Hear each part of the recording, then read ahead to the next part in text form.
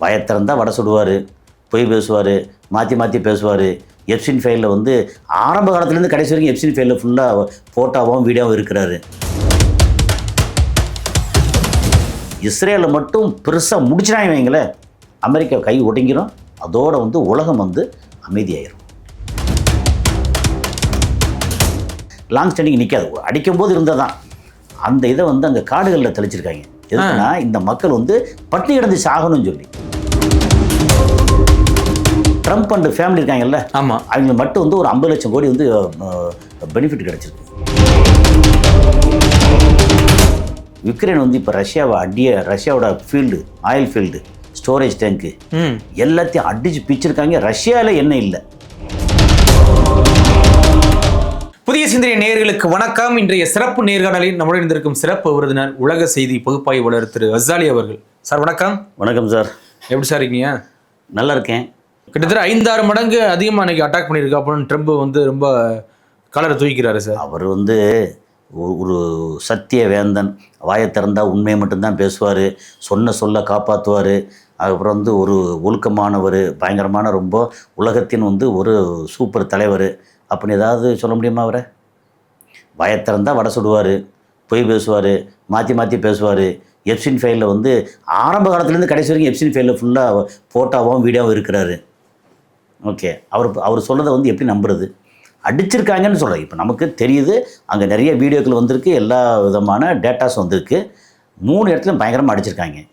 Okay, அதே நேரத்தில் இவங்க வந்து திரும்பவும் அமெரிக்கா பயன்படுத்த முடியாத அளவுக்கு பஹ்ரைனையும் குவைத்தையும் அடிச்சிருக்காங்க. இனி அந்த 2 விட்டாச்சும் வச்சுக்கங்களேன், இருக்கிற இன்னும் 4 ஜிசிசி கண்ட்ரி 4 இருக்குது.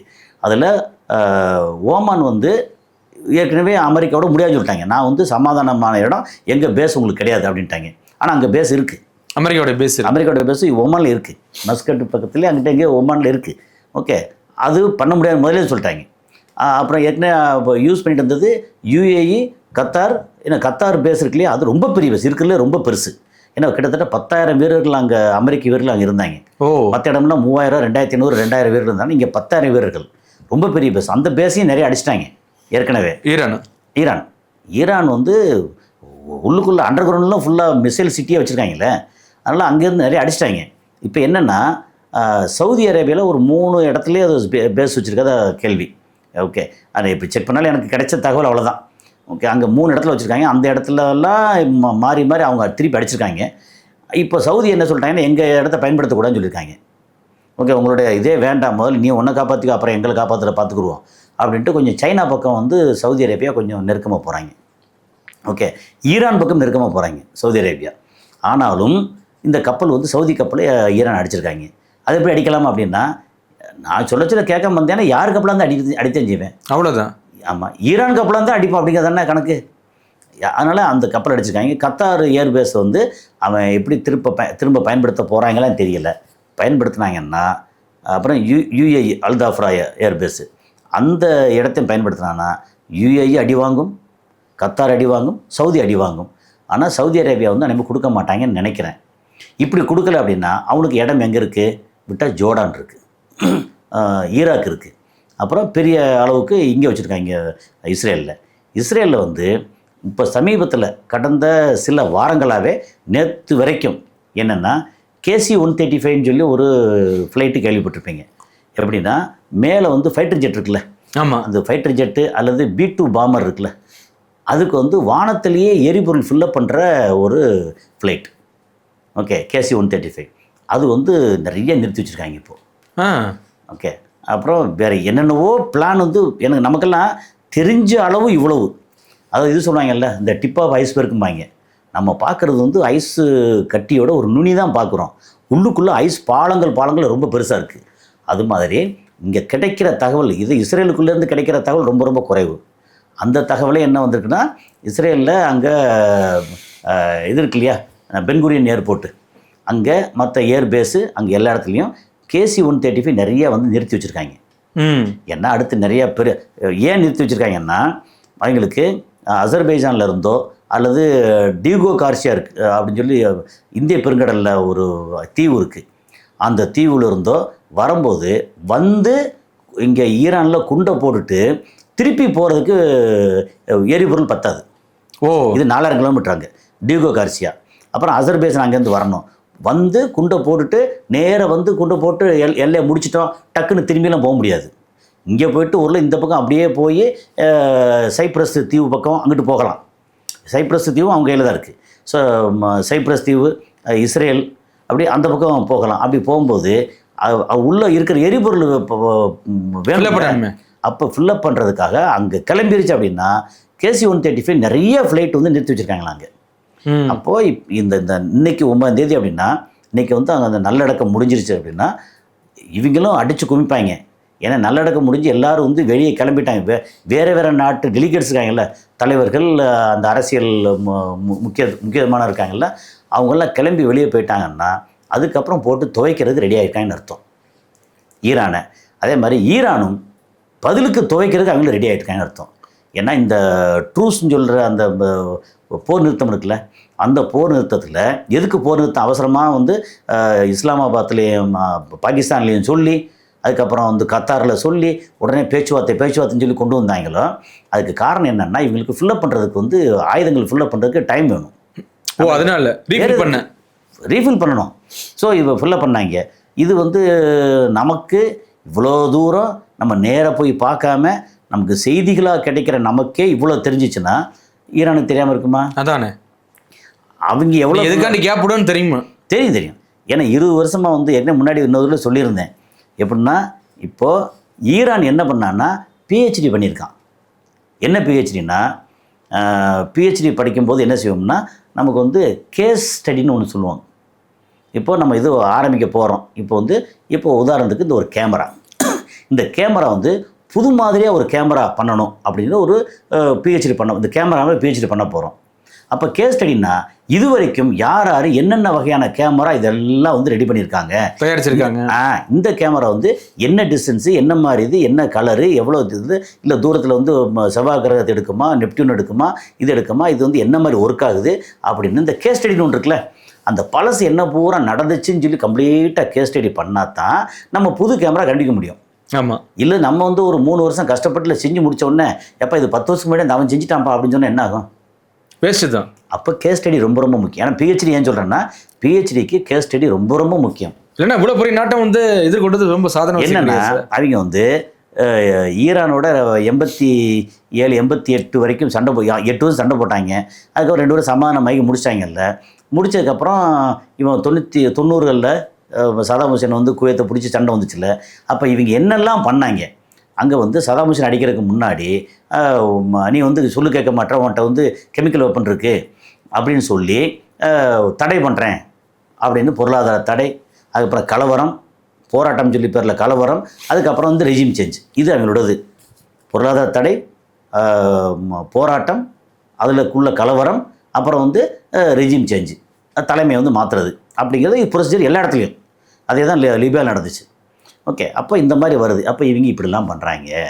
சரி, இப்போது இஸ்ரேல் வந்து பக்கத்து நாடு பூரா அடிக்கிறாங்க. அடித்தா ஒரு குண்டு கூட வீணாகாமல் எல்லாம் வந்து கீழே விழுந்து அடித்து டேமேஜ் பண்ணுது.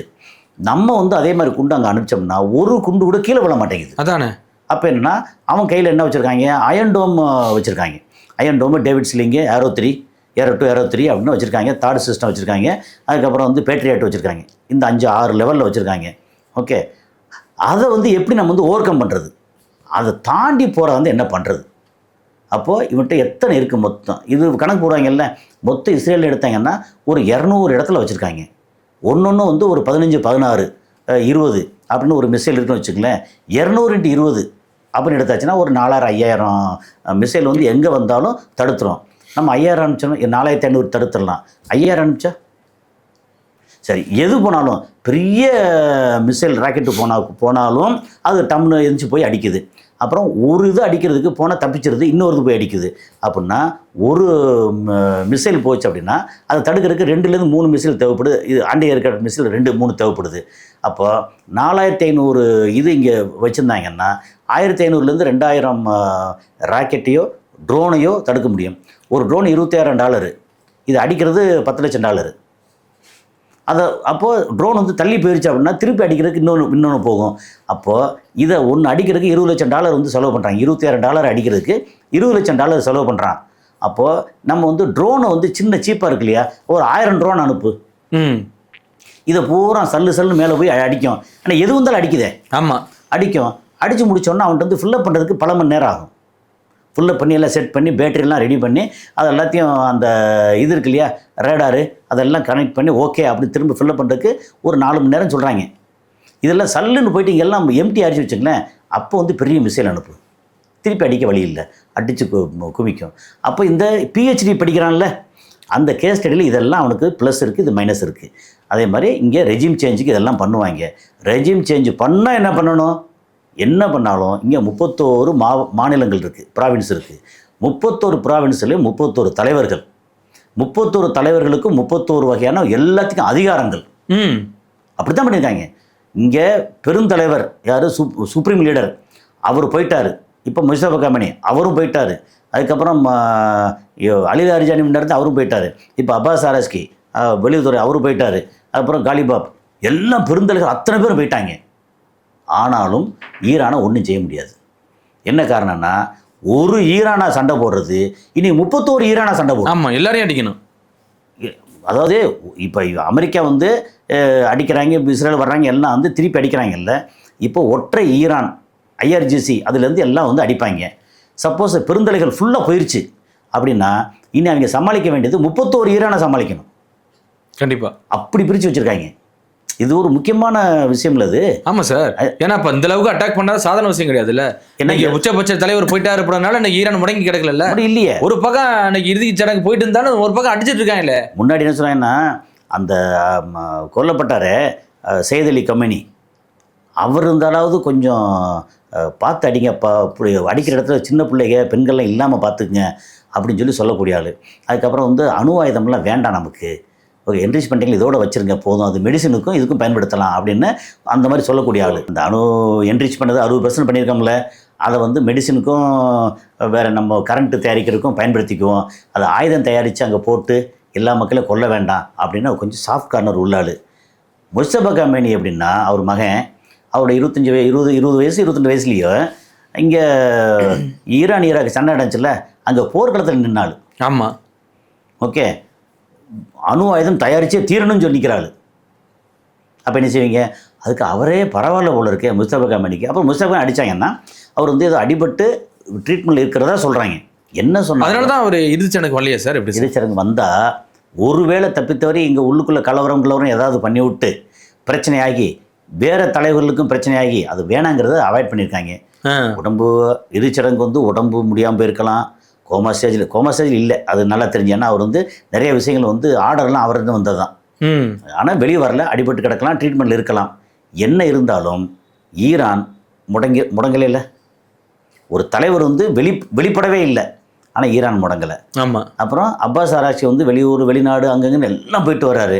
அதுக்கப்புறம் இறுதிச் சடங்கு போகும்போது வந்து இதில் ஜீப்லேயே காரில் போனால் ரொம்ப லேட் ஆகும் அப்படிங்கிறதுக்காக ஸ்கூட்டியில் பின்னாடி உட்காந்து போயிட்டுருக்காரு.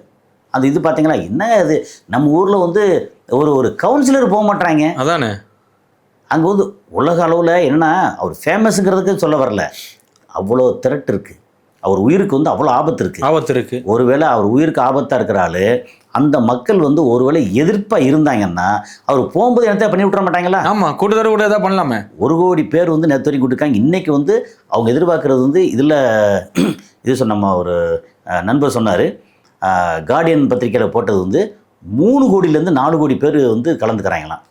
ஒரு இடத்துல இல்லை, பட் பல இடங்களில் மொத்தமாக 3-4 கோடி பேர்னா மொத்தம் அங்கே இருக்கிற மக்கள் தொகையில் வந்து நீங்கள் 9 கோடி பேரில் ஒரு 3 கோடி பேரை கழிச்சிருங்க, சின்ன பிள்ளை பெரிய ஆளு அதில் கழிச்சிருங்க. கழிச்சா மிச்சம் வந்து 6 கோடி பேரில் அதில் 4 கோடி பேர் கலந்துக்கிறாங்கண்ணா. அப்போ அவ்வளோ மக்கள் வீதிக்கு வந்தாங்க அர்த்தம். உண்மைதான். அந்த மாதிரி இருந்துச்சு. அதுக்கப்புறம் என்ன சொல்லிட்டாங்க, அரசு என்ன சொல்லிச்சு, வர்ற ஆட்களுக்கு இந்த மாதிரி ஸ்டாம்பீடு வந்துடக்கூடாது, நெருக்கடி வந்துடக்கூடாது, நெரிசலில் எதை வந்து உயிர் போயிடக்கூடாது அப்படின்னு சொல்லி என்ன பண்ணாங்க, அங்கே நகரங்களில் இருக்கிற வீடுகள்லாம் இருக்கு இல்லையா, யார் வந்தாலும் உங்கள் வீட்டை திறந்து விடுங்க, எல்லாம் நம்ம சகோதர சகோதரிகள் எல்லாம் வேணும், திறந்து விடுங்க. அத்தனை பள்ளிவாசல் தெஹ்ரானில் மட்டும் 5000 பள்ளிவாசல் இருக்கான். அப்பா, 5000 பள்ளிவாசல் திறந்து விட்டாச்சு. அதுக்கப்புறம் ஸ்கூலு காலேஜு எல்லாம் திறந்து விட்டால் யார் வந்தாலும் அவங்களுக்கு பாத்ரூம் யூஸ் பண்ணணும், தண்ணி குடிக்கணும், ஓகே, சாப்பாடு வேணும், எல்லாத்துக்கும் பக்க அரேஞ்ச்மெண்ட்டு. இந்த அரேஞ்ச்மெண்ட்லாம் போக இன்னொரு எக்ஸ்ட்ரா ஒன்று அரேஞ்ச்மெண்ட் பண்ணியிருக்காங்க. இன்றைக்கி ஃபியூனரல் டைமில் வந்து அது ஆத்திரத்தில் ஆதங்கத்தில் நெருக்கடி ஐயோன்னு வருவாங்கல்ல, அது யாருக்காவது நெஞ்சு துடிச்சு நெஞ்சு வலிச்சு செத்து போனாங்கன்னா அதானே அதுக்கு வந்து சவக்குழி தோண்டி வச்சுருக்காங்க. 3000 சவக்குழி. ஓ, சப்போஸ் இறந்துட விட அங்கேயே புதைக்கிற மாதிரி. அப்போ எந்த அளவுக்கு முன்னேற்பாடாக இருப்பாங்க இவங்க. அதான் சொல்ல பிஹெச்டி படிக்காம சும்மா படிக்கலை. அவங்க வந்து அமெரிக்கா இஸ்ரேல் என்னெல்லாம் பண்ணுவாங்கன்னு பூரா படிச்சிருக்காங்க. இனி என்னெல்லாம் பண்ணணுன்ற அதுக்கு ரெடியாக இருக்காங்க. பிறப்புலேருந்து இறப்ப முடியும் என்ன பண்ணுவாங்களோ எல்லாத்தையும் முடிச்சு எல்லாம் இந்த கூட்டம் வருது இல்லை, அந்த கூட்டம் வந்து நமக்கு உதாரணத்துக்கு சொல்லுவோம். நம்ம ஜல்லிக்கட்டில் இப்போ மனித தலையாக தெரிஞ்சிச்சு, நம்ம 8 லட்சம் பேர். ஓகே, கரூரில் கூட்டம் நடந்துச்சு, எவ்வளோ பேர்? 40,000 பேரா? 27,000 பேர். 27,000 பேர். ஓகே, அங்கே வந்து பார்த்தா 2 கோடி பேர் வச்சுங்க. 2 கோடிக்கு சாதாரண இதா? அவ்வளோ பேருக்கு வந்து அங்கே இருக்க வந்தால் இடம் வேணும், தங்குறதுக்கு இடம் வேணும், பாத்ரூம் போகணும், சாப்பிடணும், தண்ணி குடிக்கணும். இது எல்லாத்துக்கும் அரசே முழுக்க அரேஞ்ச் பண்ண முடியாது. ஒரு கல்யாண மண்டபம், இந்த ஹாலு, அந்த ஹாலு, பள்ளிவாசல், இது மட்டும் பத்தாது. வர்ற அத்தனை பேருக்கு வீட்டெல்லாம் திறந்து விடுங்க. அத்தனை பேரும் திறந்து விட்டுருக்காங்க. எவ்வளோ ஒத்துமை பார்த்தில்ல சார்? ஒத்துமைனா என்னோட தலைவர் எங்கேயாச்சும் அதை இது என்ன ஆகி போச்சுன்னா, முன்னாடி வந்து அயத்துல்லா கமேனி மேலே அந்த லோக்கல் மக்கள் இருக்காங்கல்ல, என்ன வருஷம் பூரா இதே பிரச்சனை வந்து வறுமையில் போட்டு தள்ளிட்டாங்களே அப்படின்னு சொல்லி கொஞ்சம் வெறுப்பு இதெல்லாம் இருந்திருக்கும்ல. அதில் 9 கோடி பேரில் குறைஞ்சபட்சம் ஒரு 50 லட்சம் பேருக்கு இருந்திருக்காதா? கண்டிப்பாக இருக்கு. அவங்களையும் சேர்த்து வந்து ஏன் நாடுறா இது, நீ யாரா அடிக்க போச்சு அப்படின்னு ஒற்றுமைப்படுத்திட்டாங்க. ஆமாம், அவங்க நினச்சது வேற, நடந்தது வேற. இப்போ அந்த அளவு சொல்கிறார் வந்து அவங்க அழுகுறதெல்லாம் வந்து ஃபேக்கு, கண்ணீரெல்லாம் ஃபேக்கு. ட்ரம்ப் சொல்கிறாரு. ட்ரம்ப்பு நான் வந்து இந்த கூட்டத்துக்கு வந்து ஒரு மிசைல் அடித்தா, ஒரு குண்டு அடித்தா போதும், ஓகே, மொத்த மக்களும் செத்து போயிடுவாங்க. ஆனால் கொண்டுட்டேன்னா யார்கிட்ட வந்து நம்ம பேசுகிறது? அதனால் நான் வந்து பாவப்பட்டு ஒரு வாரம் லீவ் விட்டுருக்கேன் அப்படின்னு சொல்லிவிட்டு தான் இப்போ வந்து கப்பலை கொண்டு போய் பிரச்சனை கொண்டு வந்து அடிக்கிறது. இப்போ வரைக்கும் அடிச்சிட்டு இருக்காங்க. கூட்டத்தில் அடிக்க மாட்டாங்க நம்புகிறோம். இப்போ நம்ம பேசி இந்த நேரத்தில் வந்து அங்கே ஃபியூனரலுக்கான ஏற்பாடு அந்த ஊர்வலம் எல்லாம் நடந்துக்கிட்டு இருக்கு. ஸோ இப்போ அங்கே அடிக்க மாட்டாங்க, ஆனால் வெளியில் இது முடிச்சதுக்கப்புறம் ரொம்ப பெருசாக அடிப்பாங்கன்னு 2 பக்கமும். இவங்களும் விட மாட்டாங்க. இந்த நேரத்தில் அடிக்க ஆரம்பித்தா ஒருவேளை ரொம்ப பெருசாக வந்துச்சு வச்சுங்களேன், இஸ்ரேலை வந்து உண்டுலேன்னு பண்ணிடுவாங்க. கண்டிப்பாக. இங்கே மட்டும் இல்லை, அங்கே ஹிஸ்புல்லாவும் வந்து இப்போ எல்லாம் தயாராக இருக்காங்க. ஏன்னா அங்கே அடித்தா கூட உள்ளே இறங்கிறது மக்கள். மெர்காவா டேங்க் வச்சு இது வச்சு அடி எவ்வளோ அடிக்க முடியும்? அங்கே வந்து கிட்டத்தட்ட 2 லட்சம் பேரோ 2.5 லட்சம் பேரோ அங்கே வந்து ஹிஸ்புல்லாஸ் இருக்கதா சொல்கிறாங்க. அதில் சிறந்து போனதெல்லாம் பொதுமக்கள். ஹிஸ்புல்லாஸ் உள்ள காலாட்படை இறங்கினான்னு வச்சுங்களேன், எவ்வளோ பேரை கொள்ளுவீங்க? அப்போது அந்த இஸ்ரேலை வந்து கண்ணு மண்ணு தெரியாமல் அடித்து க்ளோஸ் பண்ணுவாங்க. அப்புறம் இங்கேருந்து வந்து அடிக்கிற ராக்கெட் இருக்குல்ல, மிசைல் இருக்குல்ல, அந்த மிசைல் வந்து ஃபத்தாவாக இருக்கட்டும், செஜில் மிசைலாக இருக்கட்டும், குரம் ஷாகராக இருக்கட்டும், நிறைய மிசைல் வச்சுருக்காங்க. அது எல்லாத்தையும் கொண்டு வந்து போட்டு முதல்ல ட்ரோனை வந்து ஏன்னா அவன் சொன்னது 30,000-40,000 ட்ரோன் வச்சுக்காக சொன்னாங்கல்ல, ஒரு 10,000 ட்ரோன் அந்த பக்கம் அனுப்பிச்சி விட்டு அதை பூரா வந்து இன்டர்செப்ட் பண்ண வச்சு எல்லாம் காலியானதுக்கப்புறம் இந்த மாதிரி மிசைல் வந்து ஒரு 50 மிசைல் போட்டால் போதும், நாடு நாசமாயிருச்சுன்னு அர்த்தம். அதுக்கப்புறம் அவங்க நிறையா வந்து ஆல்ரெடி இருக்கும்போது கீழே வந்து தரைப்படை இறங்கினான்னு வச்சுக்கோங்க. இங்கே இறங்கினாங்கன்னா அந்த பக்கம் காசாலேருந்து ஒரு கூட்டம் அப்படியே ஹமாஸ் உள்ளே இறங்குறாங்க. வெஸ்ட் பெங்கில் இருக்குன்னா அடிபட்டு கிடக்காங்க. அவங்க வந்து உறுப்பு திருட்டு வேறு நடந்துக்கு நிறையா. அந்த கோவத்தில் இருப்பாங்கல்ல, அந்த பொதுமக்கள் உள்ளே இறங்குறான்னு வச்சுக்கோங்க. நீங்கள் எவ்வளோ கட்டுப்படுத்துவீங்க? அதானே சமாளிக்க முடியாது. மொத்த இஸ்ரேலும் வந்து இது வந்து எப்படின்னா நடக்க முடியாத விஷயத்தில் சொல்லலை, இது வந்து அங்கங்கே எல்லாம் வந்துக்கிட்டே இருக்குது தகவல். அப்படி இறங்கினாங்கன்னா மொத்த இஸ்ரேலும் வந்து நாசமாக போயிடும். அங்கே வந்து அணு ஆயுதம் போட வேண்டாம், ஒன்றும் போட வேண்டாம். நீங்கள் டேங்க் மெர்காவா டேங்க் இருக்குன்னா கிட்டத்தட்ட ஒரு 50-60 டேங்க் வந்து போட்டு தள்ளியிருக்காங்க. இதை தாண்டி என்ன செய்வதுக்கு மேலே? அதானே எல்லாம் மாரி போச்சுன்னா அவ்வளோதான், ஒன்றும் பண்ண எல்லாம் மாரி போயிடுது. அடிக்கிற பூரா வந்து பெரிய பெரிய பில்டிங் வந்து இங்கேருந்து எல்லாம் அடித்து முடிச்சிட்டாங்க. மக்கள் வந்து அல்லோலப்பட்டு வந்து உள்ள பங்கர் இருக்குல்ல, பங்கரில் எவ்வளோ தான் இருக்க முடியும்? காற்று வேணுமே. ஆமாம். சரி, எல்லாம் வந்து முடியலை, எல்லாம் வெளியே வர்றாங்கன்னா பூரா அடிக்கிறாங்க, எல்லாம் உள்ளே வந்து அடிக்கிறாங்க. நீங்கள் என்னடா வருஷம் பூரா அடிச்சிட்டு இருப்பேன்னு சொல்லிட்டு அப்போ அடிக்கும்போது அமெரிக்கா என்ன செய்வாங்க? எங்கே போய் அடிக்க முடியும் இவங்கள? அதானே இஸ்ரேலுக்குள்ளே இருக்காங்க, இஸ்ரேலுக்குள்ளே அடித்தா அவனும் சாவான். அந்த மாதிரி ஒரு சூழல் வந்து சேர்ந்துரும்னு தோணுது. ஆமாம். ஆனால் இதில் வந்து நம்ம தமிழ்நாட்டு மக்கள் அதிகமாக இருக்காங்க சார். கத்தார், பஹ்ரைன், அதுக்கப்புறம் ஜிசிசி கண்ட்ரியில் தமிழ்நாடு, இந்தியா நிறையா இருக்காங்க. இப்போது மொத்தம் மிடில் ஈஸ்டில் மட்டும் நமக்கு கிடைக்கிற கணக்கு வந்து கிட்டத்தட்ட 1 கோடி பேர் இந்தியர்கள். அந்த 1 கோடி பேரில் கிட்டத்தட்ட 50 லட்சம் பேர் கேரளாக்காரங்க, 40 to 50 லட்சம் பேர் கேரளாக்காரங்க, தமிழ்நாட்டுக்காரங்க 25 லட்சம் பேருக்கு அடுத்திருக்காங்க.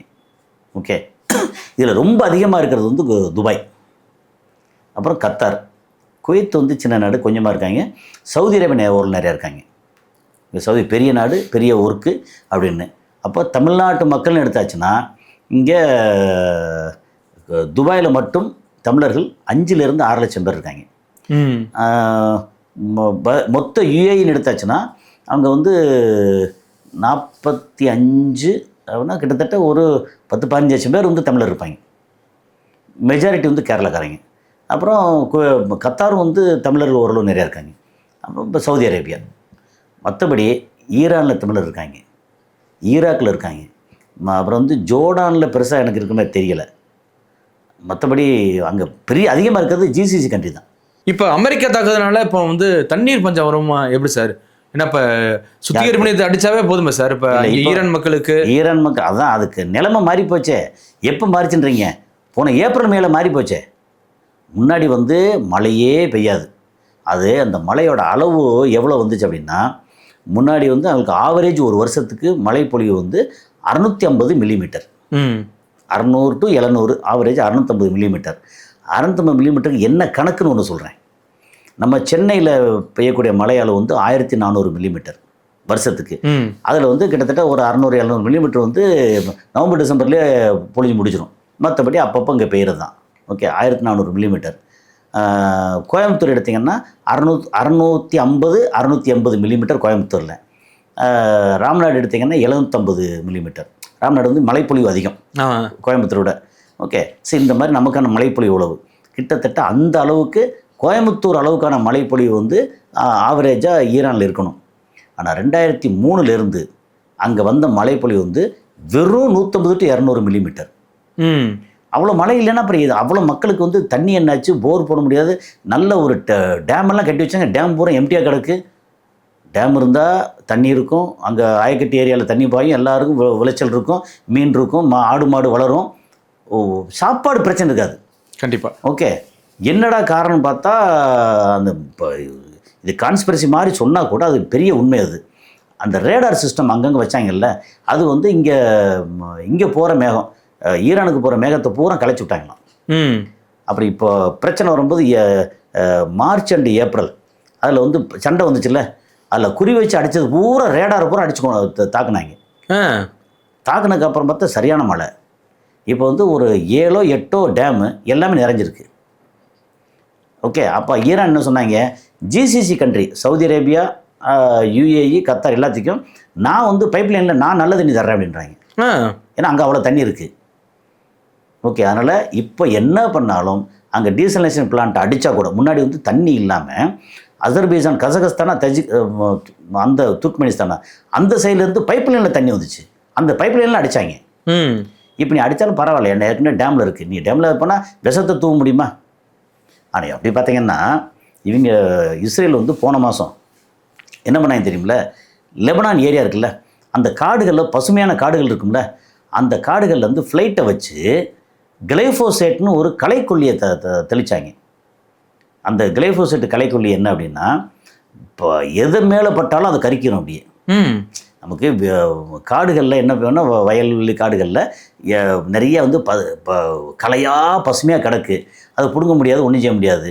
ஓகே, அது மேலே கிளைஃபோசேட்னு அடித்தோம்னா அது வந்து நான் செலக்டிவ், எதுவாக இருந்தாலும் பச்சையாக எது இருந்தாலும் அடிக்கும். ஆமாம். ஓகே, அந்த இது அடிச்சு முடிச்சாச்சுன்னா ஃபுல்லாக காஞ்சிரும். காஞ்சதுக்கப்புறம் உழவு போட்டு நம்ம வந்து அடுத்த பயிர் பண்ணுவோம். ஏன்னா அதுக்கப்புறம் லாங் ஸ்டாண்டிங் நிற்காது, அடிக்கும் போது இருந்தது தான். அந்த இதை வந்து அங்கே காடுகளில் தெளிச்சிருக்காங்க. எதுக்குன்னா இந்த மக்கள் வந்து பட்டினி கிடந்து சாகணும்னு சொல்லி.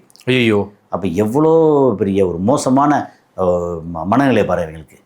இப்போ அவங்க காடுகள் மேலே கிளைஃபோசேட் தெளிக்கிறதுக்கு எவ்வளோ நேரம் ஆகும்? அதானே. அப்போ அப்படி அதாவது கெட்டேண்ணா, நீ வந்து போர் நெறி என்ன, அறம் என்ன, நீ வந்து வீரனாக இருந்தால் வீரன் அடி. அவன் ஹெஸ்புல்லா இருந்தானா ஹெஸ்புல்லாவை போய்ட்டு அடி. ஹெஸ்புல்லா தலைவர் அடிக்கிறியா, ஓகே அடி, உங்களுக்குள்ளே சண்டை அடிச்சுக்கோ. இப்போ ஹமாஸ் தலைவர், ஹமாஸ் ஆட்கள் அடிக்கிற அடிச்சுக்கோ, பரவாயில்ல. பொதுமக்கள் அடிக்கிறது, வீரர்களை விட்டுறது, ஏன்னா வீரர்களை திருப்பி அடிப்பாங்கல்ல. ஆமாம், அந்த மாதிரி. ஸோ இந்த மாதிரி இதில் வந்து நீங்கள் சொல்கிறீங்கல்ல, அவன் வந்து டீசலேஷன் பிளான்ட் அடித்தா கூட இப்போதைக்கு வந்து ஈரானுக்கு வந்து தண்ணீர் பஞ்சம் தண்ணீர் விஷயம் பெருசு இல்லை இப்போ. ஏன்னா மழை பெஞ்சு நிறைய தண்ணி இருக்குது. ஸோ சமாளிக்கக்கூடிய திறமை இருக்குது, இயற்கையை கொடுத்துருச்சு. அதனால் தண்ணீர் பிரச்சனை இல்லை அவங்களுக்கு. அப்புறம் இந்த ஆயில் ஃபீல்டு அடிக்கிறான்னு வச்சுக்கங்களேன், அடித்தா யாரு கோவம் வரும் அப்படின்னா சைனாக்காரனு கோவம் வரும். இங்கே பார்த்தீங்கன்னா ஆயில் ஃபீல்டு பெருசாக அடிக்கலையே. அதான் அங்கே கார்க் ஐலாண்டில் அடித்தாங்கன்னா அங்கே வந்து டேங்க்கு வச்சு பெரிய மேஜர் ஸ்டோரேஜ் டேங்க் வச்சுருந்தாங்க. ஆனால் அங்கே வந்து அந்த ரன்வே, ஆஃபீஸு, அந்த மாதிரி மிலிட்ரி பேஸு இதைத்தான் அடித்தாங்க. அதை அடித்தாங்கன்னா அந்த ஸ்டோரேஜ் டேங்க் அடித்தாங்கன்னா அது வந்து நேரடியாக சைனாவை அடித்த மாதிரி. அந்த பயம் இருக்கு அவங்களுக்கு. தேவையில்லாமே அவங்கள போய் தொடரணும் அப்படி திருப்பி பிரச்சனை வந்துருமே. ரேர் எர்த் மினரல்ஸ் தரமாட்டேன்னு சொல்லி இன்னும் நிறுத்தி வச்சிட்டாங்க. ஏற்கனவே நிறுத்தி வச்சு ரொம்ப பாடாப்பட்டு இருக்காங்க. நிறுத்தி வச்சிட்டாங்கன்னா அமெரிக்கா வந்து ஃப்ளைட் செய்ய முடியாது, கம்ப்யூட்டர் செய்ய முடியாது, இப்போ அதாவது எலக்ட்ரானிக் ஐட்டம் சம்மந்தப்பட்ட எதுவுமே செய்ய முடியாது. உண்மைதான். அப்படி போயிடும். அப்போ சைனா வந்து உரண்டை இழுக்க முடியாது, சைனாவோட சண்டை போட முடியாதுன்ற சூழல் இருக்காங்க. அப்புறம் மெதுவாக வந்து அப்படியே தைவான் பக்கம் வந்து லேசாக பேச்சு விடுறது. அப்புறம் நேட்டோ பக்கம் போனால் அங்கே வந்து கிரீன்லாண்ட் எங்களுக்கு வேணும் அப்படின்னு கேட்குறது.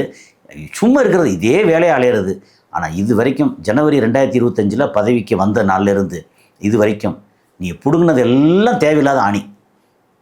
அப்படியாகி போய் அமெரிக்காவோட பொருளாதாரம் பயங்கர கீழே போயிருக்கு. இல்லை, இப்போ இந்த ஈரானுடைய போருக்கு அப்புறம் பார்த்தீங்கன்னா இத்தனை லட்சம் கோடி சார் இப்போ இழப்பு ஏற்பட்டது அமெரிக்காவுக்கு இழப்பு என்ன சொல்கிறாங்கன்னா, அமெரிக்காவோட இழப்பு மட்டும் 250 லட்சம் கோடி சொல்கிறாங்க. ஆனால் அஃபிஷியலாக அவங்க டிக்ளேர் பண்ணது அப்படின்னா ஒரு 60 லட்சம் கோடியோ சம்திங் சொல்லியிருக்காங்க. 60 லட்சம் கோடி கூட இல்லை, 25 லட்சம் 27 லட்சம் கோடி சொல்லியிருக்காங்க. ஆனால் 250 லட்சம் கோடி வந்து ஒரிஜினலாக அவங்களுக்கான இழப்பு. எப்படின்னா நேரடி இழப்பு. இப்போ இந்த ஃப்ளைட் அடி வாங்கினது, கப்பல் அடி வாங்கினது, அங்கே இருக்கிற பேஸ் அடி வாங்கினது, அதை திரும்ப ரீபில்டு பண்ணுற செலவு, அதுக்கப்புறம் இதனால் வந்து அவங்களுக்கான ஆயுத விற்பனை குறைஞ்சது, அதுக்கப்புறம் இது சம்மந்தப்பட்டு அங்கே வந்து வரக்கூடிய இன்வெஸ்ட்மெண்ட்டு போனது அப்படின்னு இதெல்லாம் மொத்தம் கணக்கு பார்த்தா 250 லட்சம் கோடியை வந்து போயிருக்கு. ஓகே. அதே நேரத்தில் ட்ரம்ப் அண்ட் ஃபேமிலி இருக்காங்கல்ல, ஆமாம், அவங்களுக்கு மட்டும் வந்து ஒரு 50 லட்சம் கோடி வந்து பெனிஃபிட் கிடச்சிருக்கு. அப்புறம் எல்லாம் வந்து வாரத்தில் ஒரு நாள் போர், ஒரு நாள் போர் நிறுத்தம், வாரத்தில் ஒரு வாரத்தில் 2 வாட்டி வரும். மண்டே போர், ஃப்ரைடே போர் நிறுத்தம், அடுத்த மண்டே போர், அடுத்த ஃப்ரைடே போர் நிறுத்தம், இப்படி தான் வரிசை வந்துக்கிட்டே இருக்கும். அப்படி வரும்போது க்ரூட் ஆயில் ரேட்டு ஏறும், அப்போ உடனே விற்றுருவாங்க. அடுத்து கொஞ்சம் வாங்கி வச்சுருப்பாங்க, கொஞ்சம் என்ன மேஜர் ஷேர் வாங்கி வச்சுருப்பாங்க. வச்சு அதை விற்கும்போது இப்போ உதாரணத்துக்கு கையில் வந்து உங்கள் கையில் வந்து 100 கோடி ரூபா இருக்குது. அதை வந்து 100 கோடி ரூபாய்க்கு இப்போ இது ஷேர் வாங்கி வச்சுருக்கீங்க. அதை திடீர்னு வந்து 200 கோடிக்கு விற்கிறீங்க அப்படின்னா 100 கோடி லாபம்ல அது கிடைக்கும். இது மாதிரி அடுத்து இன்னும் கொஞ்சம் 150 கோடிக்கு இன்னும் கொஞ்சம் ஆயுத ஷேர் வாங்குறீங்க. அது வந்து இன்னும் ஒரு 300 கோடிக்கு போகுது அப்படின்னா 150 கோடி உங்களுக்கு வந்துக்கிட்டே இருக்குமே. அப்படி 50 லட்சம் கோடி வந்து இந்த 4.5 மாதம் 5 மாதத்தில் லாபம் பார்த்துருக்காங்க. ஆனால் மக்களுக்கு வந்து பெரிய நஷ்டம். ஆமாம், அது வந்து ரொம்ப பெரிய அளவுக்கு. அமெரிக்கா வந்து உண்மையிலே நொந்து போய் என்னடா இவனை போய் வச்சுட்டு இப்படி பாடாப்படுறமே அப்படின்ற மாதிரி இருக்குது. கண்டிப்பாக சார். இப்போ இதனால் இப்போ நம்ம இந்தியாவுக்கு பெட்ரோல் விலை எப்படி சார் ஏறாது சார்? ஏன்னா இப்போ தான் கொஞ்சம் வாய்ப்பு வந்துச்சு. திரும்ப ட்ரம்ப் போட்டு இன்னைக்கு உடச்சி இன்னைக்கு பேரல் ரேட்லாம் இன்னைக்கு அதிகமாக போயிட்டு இருக்கு. 5% ரேட் ஏறி இருக்குங்க. ஆமாம். ஓகே. இப்போ நமக்கு வந்து பீப்பாயோட ரேட் வந்து கச்சா ரேட்டு 5% ஏறி இருக்குது. இதில் வந்து நம்ம இந்தியாவுக்கான பிரச்சனை என்னென்னா, நமக்கு இந்தியாவுக்கு சப்ளை பண்ணுறது ஒன்று ரஷ்யா, இன்னொன்று வந்து UAE, Iraq, Saudi Arabia major supplier.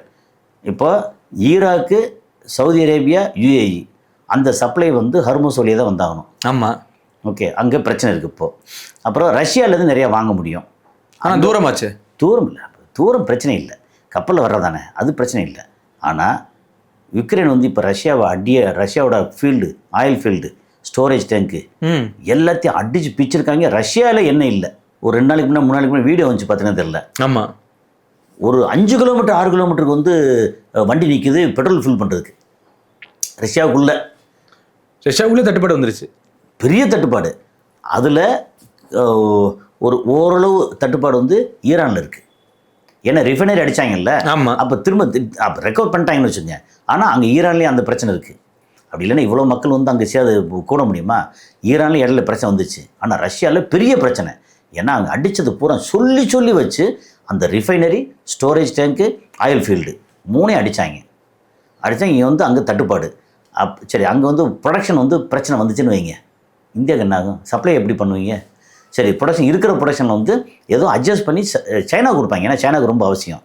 சைனாவுக்கு கொடுக்கலாம், இந்தியாவுக்கு கொடுக்க மாட்டாங்க. ஆமாம். ஓகே, அப்போ இந்தியாவுக்கு இங்கேருந்து வரல, ஹார்மோஸ்லேருந்து வரல அப்படின்னு என்ன பண்ணுறது? வெனிசுலாந்து வரும். அந்த வெனிசுலாந்து வந்து சேர்ந்து அதுக்கப்புறம் அதை ரிஃபைன் பண்ணி போகிறதுக்குள்ள நமக்கு வந்து போதும் ஆயிரும். ஆமாம். ஸோ அது ஒரு பெரிய சிக்கல் இருக்குது. இந்த போர் வந்து இன்னும் அப்படியே தொடர்ந்து ஒரு மாதம் நீடிச்சு. ஏன்னா இப்போ வந்து ஃபினரல் முடிஞ்சிருச்சு. இதுக்கப்புறம் அவங்களுக்கு வந்து ஒரு மேஜர் இதெல்லாம் ஒன்றும் இல்லை. இங்கே மொஹரம் முடிஞ்சிச்சு, பக்ரீத் முடிஞ்சு, மொஹரம் முடிஞ்சு, எல்லாம் முடிஞ்சு. இதுக்கப்புறம் ஒன்லி சண்டை தான் பாக்கி. ஓகே, நவம்பர் வரைக்கும் அங்கே இது அமெரிக்காவில் எலெக்ஷன் இருக்குல்ல, அங்கே அந்த எலெக்ஷன் வரைக்கும் இருந்தாலும் சண்டை போட்டே இருப்பாங்க. நான் பார்த்தியா இப்படி ஆகுன்னு சொல்லி டெய்லி ஸ்டேட்மெண்ட் விட்டு அங்கே வந்து சண்டை போட்டே இருப்பாங்க. இப்போ என்ன, நம்ம இருக்கிறது ஜூலையில் இருக்கோம். ஜூலை செகண்ட் வீக்கில் இருக்கோம். ஜூலை பாதி போச்சுன்னா ஆகஸ்ட்டு, செப்டம்பர், அக்டோபர், நவம்பர், இன்னும் 4லேருந்து 4.5 மாதம். இந்த 4.5 மாதம் சண்டை வந்து போட்டுகிட்டே இருந்தால் தான் அந்த ஆளுக்கு வந்து அங்கே ஏதாவது ஜெயிக்கிறதுக்கு வாய்ப்பு கிடைக்குன்னு சொல்லி பிளான் பண்ணாங்க.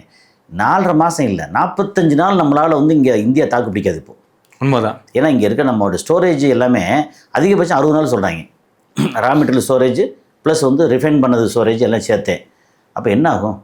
கேஸ் தட்டுப்பாடு வரும், பெட்ரோல் டீசல் தட்டுப்பாடு வரும், கேஸ் இன்னும் பெரிய தட்டுப்பாடு வரும். ஆமாம். ஏன்னா கேஸ் வந்து ரொம்ப நாள் ஸ்டோர் பண்ண முடியாது. இதாவது குரூட் ஆயில ஸ்டோர் பண்ணிக்கலாம். அப்படி ஒரு சிக்கல் இருக்குது. அந்த சிக்கல் வந்து நம்ம எப்படி சமாளிக்க போகிறோம்னு தெரில.